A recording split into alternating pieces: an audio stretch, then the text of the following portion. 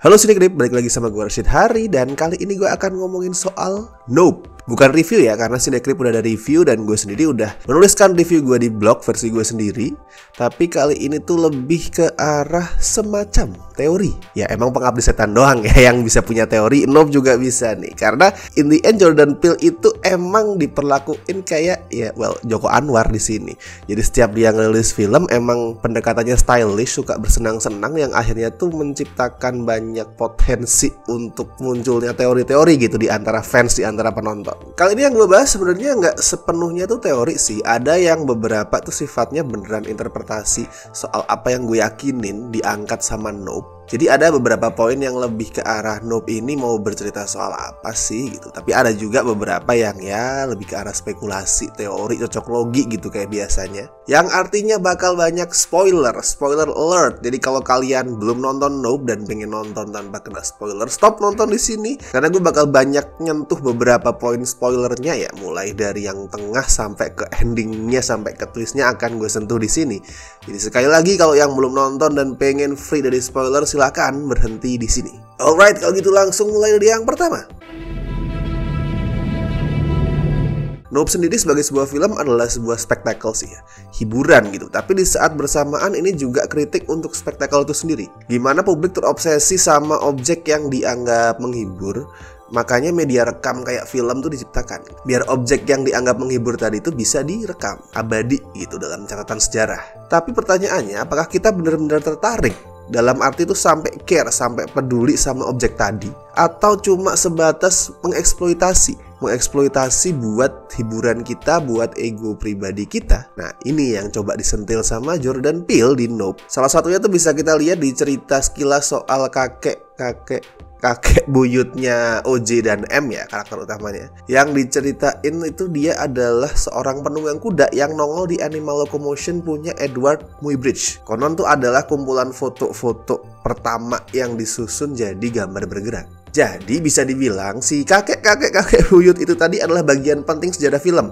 Tapi nggak ada yang tahu, apalagi peduli sama fakta kalau ada black guy, orang kulit hitam yang berkontribusi besar di awal terciptanya sejarah film. Bahkan faktanya mereka tetap dikesampingkan di industri yang didominasi sama kulit putih itu. Sering jadi target rasisme di karya-karya, di produk-produk yang dikeluarin sama Hollywood. Karena sekali lagi, orang tuh cuman peduli sama spektakelnya, sama tontonannya, sama hiburannya, bukan beneran care sama objek. The real people yang ada di dalam spektakel itu. Hal-hal semacam ini tuh muncul secara berulang-ulang di Nope. Contoh lainnya adalah kuda yang dieksploitasi. Kayak kita bisa ngeliat gimana kru iklan di lokasi syuting tuh nggak peduli sama sarannya OJ buat hati-hati memperlakukan kuda itu, dan akhirnya kudanya ngamuk. Terus ada simpanse yang jadi bintang utama di sitkom Gordy's Home. Sama, simpanse itu juga dieksploitasi untuk bahan tontonan yang akhirnya bikin dia ngamuk. Terus setelah simpanse ngamuk itu apa yang dilakukan? Apakah kemudian jadi muncul semacam awareness untuk memperlakukan hewan simpanse lebih baik? Gak ada. Yang dilakukan industri adalah melarang untuk pakai simpanse lagi. Bukan menciptakan aturan atau memunculkan kesadaran kalau oke, kita nggak boleh mengeksploitasi, atau oke, kita kalau misalkan mau pakai hewan harus lebih hati-hati, harus lebih care gitu. Bukan kayak gitu. Akhirnya bukan menelusuri pangkal masalah, tapi menyingkirkan apa yang dijadikan kambing hitam. Terus si Ricky aka Jup, karakternya Steven Yeun ya, itu juga sama. Dia tuh jadi aktor cilik yang main di Gordy's Home, terus selamat dari amukan simpanse itu. Tapi walaupun selamat, karirnya hancur habis itu tuh. Karena nggak ada yang peduli sama well-being dia, dibiarin aja hancur gitu. Orang pedulinya cuman gini, oh he's that adorable Asian kid from that sitcom right, gitu aja dah, that's it. Tapi nggak peduli sama dirinya yang asli. Ironisnya Jup juga ngelakuin itu pas dia tumbuh dewasa gitu. Dia eksploitasi trauma pribadinya, dia jual peristiwa tragis itu demi spektakel, demi duit. Terus ada soal reporter TMZ yang dalam kondisi sekarat pun dia cuman mikir, oke, gimana caranya dapat berita, gimana caranya dapat foto yang sensasional. Terus ada karakter sutradara apa sinematografer ya, gue lupa, sutradara kayaknya. Karakter sutradara yang rela mati cuman buat dapat perfect shot. Dan dua karakter utamanya OJ sama M juga ngelakuin hal yang kurang lebih sama gitu. Mereka pengen dapat foto UFO demi spektakel, demi duit. Di pembantaian dalam set Gordy's Home tuh ya, kalau kalian ingat, si Jup tuh ngeliat ada sepatu yang secara ajaib berdiri. Dia nganggap itu sebagai keajaiban, takdir yang membuat dia tuh selamat. Makanya kalau kalian lihat pas dia ngajak Oji sama M keliling ke koleksinya tuh ada sepatu itu. Pertanyaannya kan, what's the deal with that shoe gitu? Kok bisa sebuah sepatu mendadak di tengah kekacauan itu berdiri? Kemungkinan yang pertama nih, sepatu itu bisa jadi alasan si Jup emang selamat. Karena ini nyambung sama cara menyelamatkan diri dari kejaran UFO yang ditemuin sama si OJ. Si OJ tahu kalau untuk selamat dari kejaran alien itu, dari UFO itu adalah jangan lu lihat matanya. Jangan melihat dia gitu, jangan melihat UFO-nya. Karena artinya lu kayak menunjukkan kalau lu nantangin. Nah ini sama, karena ada sepatu yang berdiri di situ. Si Jup bukannya ngelihat si simpanse secara langsung, tapi dia ngelihat sepatu tadi. Makanya dia selamat. Karena kondisi yang mungkin juga bisa digolongkan ke dalam bad miracle. Bad miracle tuh istilah yang disebut sama si OJ. Soal miracle, soal keajaiban, tapi yang terjadi beriringan dengan sebuah tragedi. Sepatu bisa berdiri tuh miracle tuh, ajaib. Makin ajaib karena itu jadi alasan Jup selamat. Tapi juga bad karena itu terjadi dalam sebuah pembantaian. Tapi ada kemungkinan lain, kemungkinan yang kedua, yang mempertanyakan apakah sepatu itu benar-benar berdiri. Ini gue bukan ngebahas hal sederhana yang menggampangkan kayak oke, itu hanya halusinasi aja, itu cuman mimpi atau itu cuman bayangan, enggak. Tapi lebih ke arah self defense mechanism. Bentuk mekanismenya apa ya? Dia ngasih sugar coating ke peristiwa yang traumatis buat dia.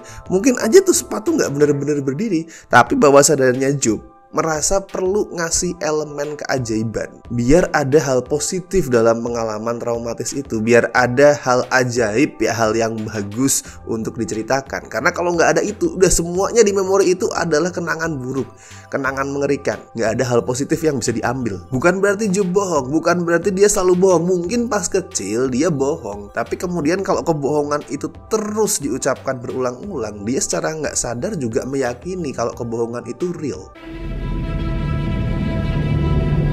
Soal yang satu ini sebenarnya nyambung ya sama dua poin sebelumnya.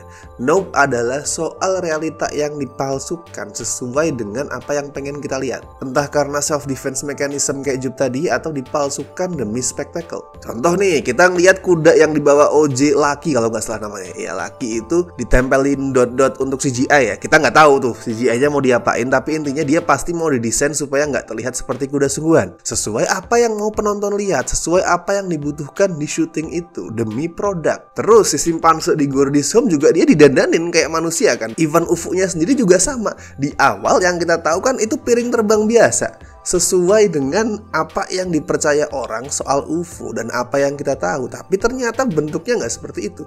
Itu seolah tuh kayak bentuk yang sengaja dipakai sama si UFO untuk menyesuaikan diri gitu dengan apa yang diketahui sama penduduk bumi di pop culture. Dan bahkan itu bukan pesawat, itu makhluk hidup, itu let's say monster ya, aliennya sendiri. By the way, desainnya itu si Jordan Peele terinspirasi dari Angel ya, malaikat di Neon Genesis Evangelion. Tapi baik kuda atau simpanse atau UFO tadi, realitanya tidak seperti itu. Tidak seperti apa yang kita lihat di permukaan, tidak seperti apa yang dipresentasikan. Kudanya nggak punya apapun yang nanti bakal diedit di CGI ya. Simpanse bukan anak manusia, UFO bukan piring terbang. Manusialah yang ngubah semua itu demi hiburan, demi eksploitasi, demi spektakel.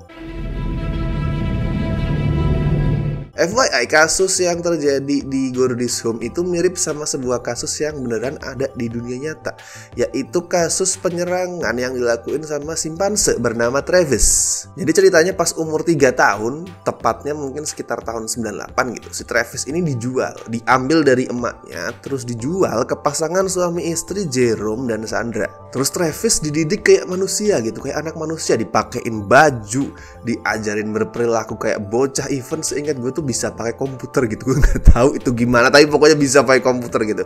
Makanya dia jadi semacam selebritis lokal di kalangan masyarakat setempat. Sampai kemudian tahun 2000, anak tunggalnya Jerome dan Sandra itu meninggal karena kecelakaan. 4 tahun kemudian Jerome sendiri meninggal karena kanker. Nah, buat mengobati kesendiriannya, Sandra itu memperlakukan Travis makin mirip kayak anak dia gitu. Mereka makan bareng, mandi bareng, tidur bareng, kayak anaknya beneran. Tapi tetap Travis kadang-kadang tuh bersikap liar. Sampai di tahun 2009 Travis sempat kabur, dan itu bukan yang pertama kali ya, sebelumnya pernah kabur gitu.